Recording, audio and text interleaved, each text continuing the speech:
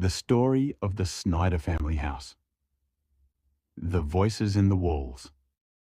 In 2005, the Snyder family moved into an old house in the suburbs of Topeka, Kansas.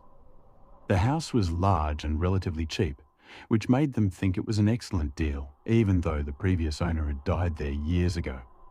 In the first few weeks of living there, strange things began to happen. The family would hear footsteps walking upstairs, even though everyone was downstairs. At night, they heard faint whispers coming from the walls, as if someone was speaking in a very low voice. The children began telling their mother they were seeing a man with no face standing in the corner staring at them, but he would disappear as soon as they screamed. The mother, Lisa, began to suspect the house was haunted, but the father, Mark, didn't believe it at first and thought investigators thought the family was imagining things. It was just stress from moving. After 2 months, writings began appearing on the walls, written with red chalk. None of the family members saw who wrote them. They contained phrases like, "I'm here. You're in my house. You will not leave alive." One night, the father woke up to the sound of his young daughter screaming.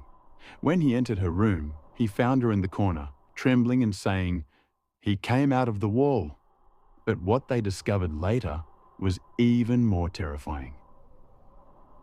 In a detailed investigation, they discovered there was a hidden passage behind the walls, which allowed someone to move between rooms without being seen.